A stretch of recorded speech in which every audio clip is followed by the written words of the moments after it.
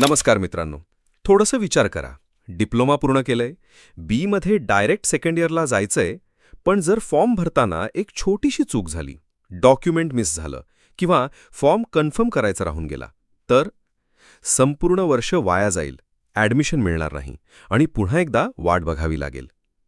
मित्रांनो, ही फक्त भीती दाखवण्यासाठी नाही, ही रिअल रिॲलिटी आहे.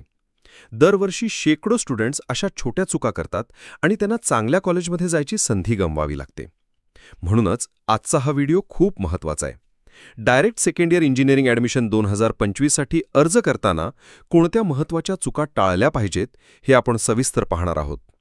तुमचं स्वागत आहे आपल्या YouTube channel MSBT notes and इन्फोवर. तुम्ही स्वतः DSCसाठी तयारी करत असाल किंवा तुमच्या मित्रांपैकी कोणी ॲडमिशन घेणार असेल तरी हा व्हिडिओ शेवटपर्यंत नक्की बघा. प्रत्येक वर्षी हजारो डिप्लोमा पूर्ण केलेले विद्यार्थी DSCसाठी अर्ज करतात, पण त्यापैकी बऱ्याच जणांचे अर्ज चुकीच्या पद्धतीने भरले जातात, डॉक्युमेंट्स व्हेरीफाय होत नाहीत किंवा मेरिट लिस्टमध्ये नाव येत नाही. त्यामुळं ॲडमिशन प्रोसेस बिघडते आणि वेळ पैसे दोन्ही वाया जातात. हे टाळण्यासाठी काही गोष्टी लक्षात ठेवणं खूप गरजेचं आहे. सर्वप्रथम 20 जून 2025 पासून ऑनलाईन रजिस्ट्रेशन सुरू होत आहे आणि शेवटची तारीख आहे 2 जुलै 2025. ही डेट विसरू नका. फार वेळ नसतो, त्यामुळे आधीच सगळी कागदपत्र तयार ठेवा. अर्ज भरताना 2 स्क्रुटिनी मोड्स आहेत, ई स्क्रुटिनी आणि फिजिकल स्क्रुटिनी. ई स्क्रुटिनीमध्ये तुम्ही घरबसल्या मोबाईल किंवा कम्प्युटरवरून फॉर्म भरू शकता आणि डॉक्युमेंट्स अपलोड करू शकता. फिजिकल स्क्रुटिनीमध्ये तुम्हाला जवळच्या FC म्हणजेच फॅसिलिटेशन सेंटरमध्ये जाऊन डॉक्युमेंट्स व्हेरीफाय करून घ्यावे लागतात.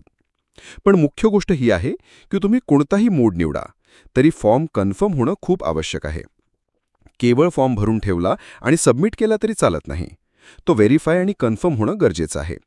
जर फॉर्म कन्फर्म झाला नाही तर तुमचं नाव मेरिट लिस्टमध्ये येणार नाही आणि मग कॅप राऊंड किंवा इन्स्टिट्यूट लेवल ॲडमिशन दोन्हीसाठी तुम्ही अपात्र ठरता. फॉर्म भरताना अजून एक महत्त्वाची गोष्ट म्हणजे डॉक्युमेंट्स. सगळी डॉक्युमेंट्स नीट स्कॅन करून अपलोड केली पाहिजेत. खास करून रिझर्व्ह कॅटेगरीचे विद्यार्थी जर VJ, NT, OBC, SBC, SEBC मधून असाल तर तुम्हाला व्हॅलिड नॉन क्रिमिलेअर सर्टिफिकेट लागेल, जो 31 मार्च 2025 पर्यंत वैध असायला हवा. नाहीतर तुम्हाला जनरल कॅटेगरीमध्ये कन्सिडर केलं जाईल आणि रिझर्व्ह सीटवर ॲडमिशन मिळणार नाही. प्रोव्हिजनल मेरिट लिस्ट 4 जुलै 2025 ला लागेल. त्यानंतर जर कुठली चूक असेल तुमच्या ॲप्लिकेशनमध्ये तर 5 जुलै ते 7 जुलै दरम्यान ग्रीव्हन्स प्रोसेस असणार आहे. त्यात तुम्ही करेक्शन करू शकता. पण यासाठी देखील वेळेवर लॉग इन करून डॉक्युमेंट्स आणि करेक्शन दिले पाहिजे. फायनल मेरिट लिस्ट 9 जुलै 2025 ला लागेल. अजून एक मुद्दा म्हणजे जर तुम्हाला ॲडमिशन इन्स्टिट्यूट लेवलवर घ्यायचं असेल किंवा कॅप राऊंड नंतर उरलेल्या जागांवर, तरी देखील तुम्ही रजिस्ट्रेशन आणि फॉर्म व्हेरिफिकेशन केलेलं असणं आवश्यक आहे. हे खूप जण विसरतात आणि डायरेक्ट कॉलेजला जातात. पण कॉलेजमध्ये ॲडमिशन मिळायचं असेल तरी तुमचा फॉर्म व्हेरीफाय आणि कन्फर्म झालेला असणं आवश्यक आहे.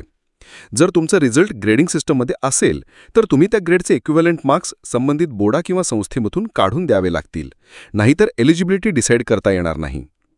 सगळ्यात शेवटी सांगायचं म्हणजे DTEचं ऑफिशियल वेबसाईट dsd25.dtmmaharashtra.gov.in वर सगळ्या सूचना, नियम आणि टाईमटेबल दिला आहे.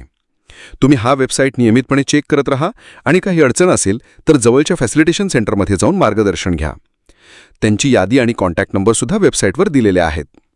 तर मित्रांनो, ह्या सगळ्या गोष्टी लक्षात ठेवा आणि ॲडमिशन प्रक्रियेत कोणतीही चूक होऊ देऊ नका. वेळेवर रजिस्ट्रेशन, डॉक्युमेंट्स व्हेरीफाय आणि फायनल कन्फर्मेशन करा. हा व्हिडिओ आवडला असेल तर शेअर करा आणि चॅनलला सबस्क्राईब करायला विसरू नका. पुन्हा भेटू नवीन माहितीसह. धन्यवाद.